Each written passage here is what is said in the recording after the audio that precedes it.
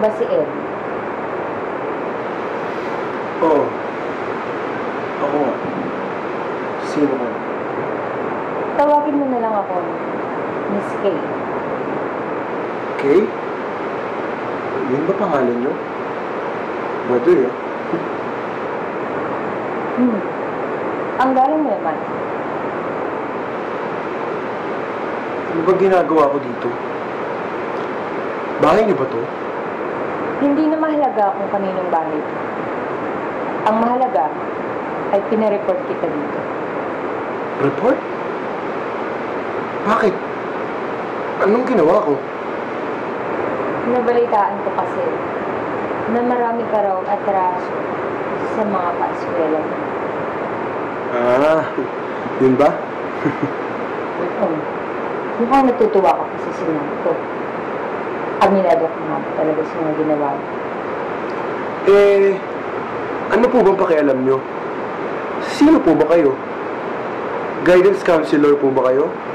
O disciplinary officer? Para kasing hindi ko pa kayo nakikita sa school eh. Bago lang ako bilang disciplinary officer. At nabalitaan ko na mahirap daw i-handle ang katulad mo. Kaya mas mabuti nga na dito ka dinala sa akin. Ganun ba? Oo. So, Eddie, pwede na ba akong magsimula ngayon? Magsimula ng alin?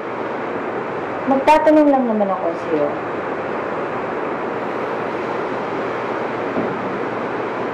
Sige na. Oo na. Dito na rin ako. Una, magbigay ka ng mga salitang maglalarawan sa'yo. Maangas. Matapang. Kinakatakutan at walang kinakatakutan. Yun ako. Ah, sige. I see it. So, sa tingin mo, ikaw ang pinakamalakas sa school niyo? Malamang. Kaya nga nilang naisip na dito agad ako dalhin, di ba? Para hindi na ako makapanggulo doon. Sa ngayon. Ah, sige. So, in short, matatawag mo ba ang sarili mo na bully, siga, madon? Teka. Pansin ko lang po masyado na showbiz yung mga tanong nyo. Kaya niyo pa ba laliman yun? Malapit na doon. Pero kung gusto mo, dumiretso na tayo sa personal mong buhay. Ano po? Oh, bakit ganyan ang mukha mo? Di ba sabi mo masyadong showbiz at mukhang mababaw ang mga tanong ko?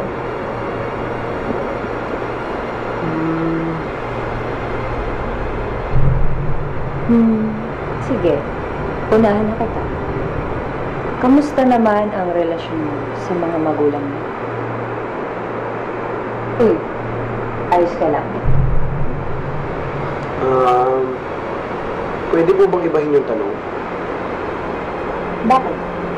May mali ba sa tinatanong ko?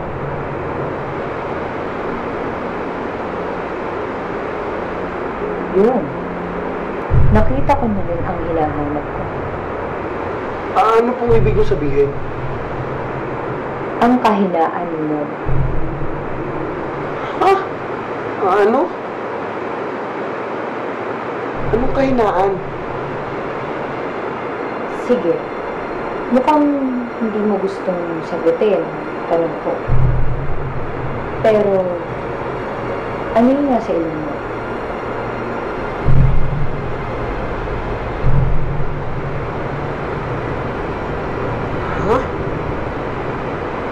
Ano to?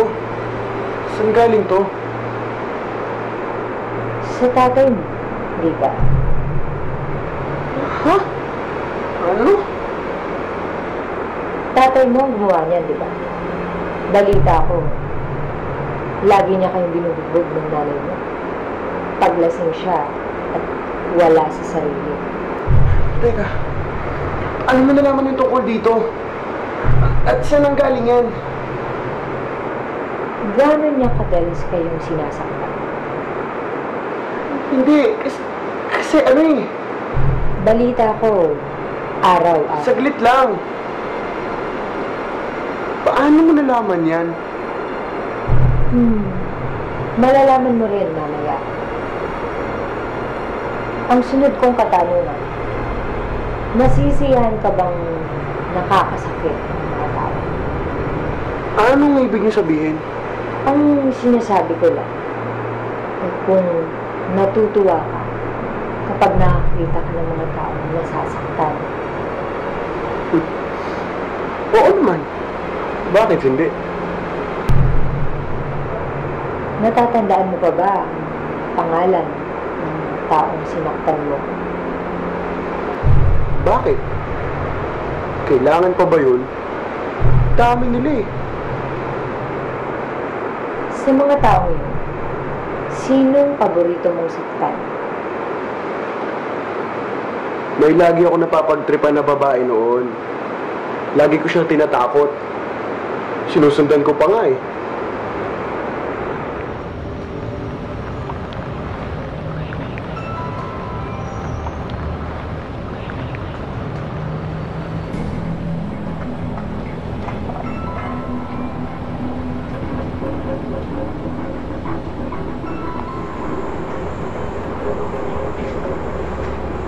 Ganda yan ah. Ano? Yung keychain? Akin to. Akin yan. Uy. Ah. Akin na to.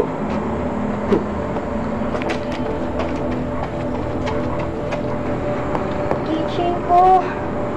Lagi na lang.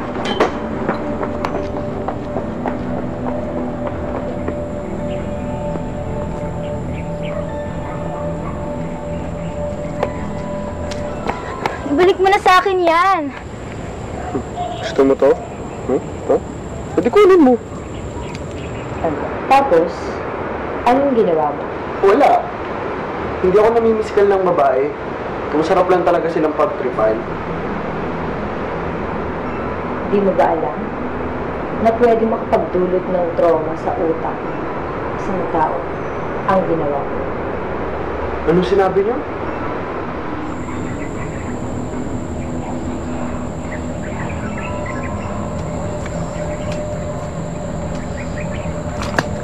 O ayan, sa'yo na. Ang hina niyo talaga mga babae.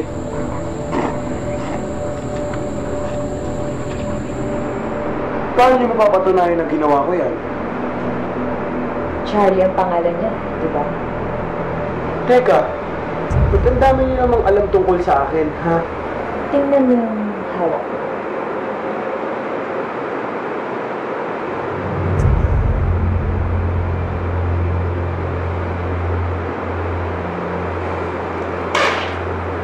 Ano ba? Sino ka ba? Anong ginagawa mo sa akin? Ako? Anong ginagawa ko? Sino bang maraming katarantado ang ginawa? Isa na doon yung ginawa mo kay Charlie. Siya siguro nagsumbong, no? Siya may pakana nito. Sinasabi ko na nga ba, dapat noon pala pinatulan ko na yun eh.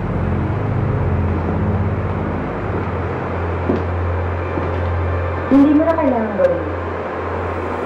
Dahil nalamangan ka na. Anong ibig niyo sabihin?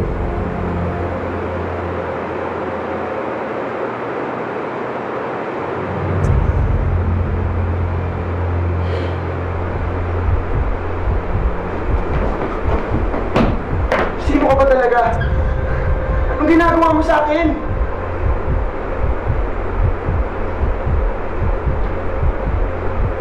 Si Kamataya.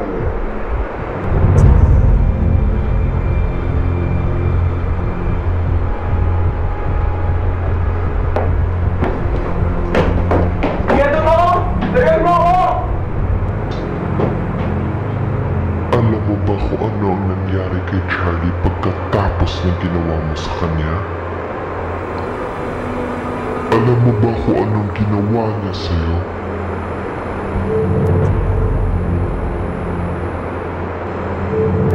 Kinandihan ka niya. Nabahiran ang mga inosente niyang kamay ng dugo.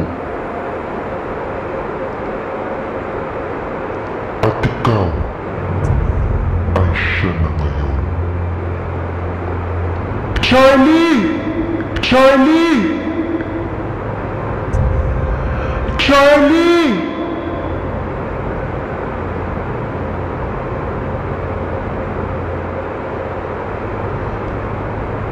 Charlie!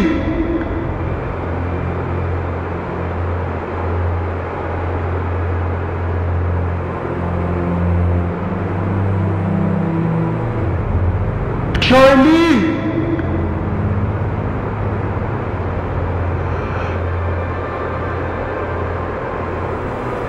Dito ka lang mananatili. Maghihintay. Panonoorin mo ang mga biniktima mo noon na ngayon ay katulad mo na rin. Hanggang sa muli nating pagkikita. Paalam.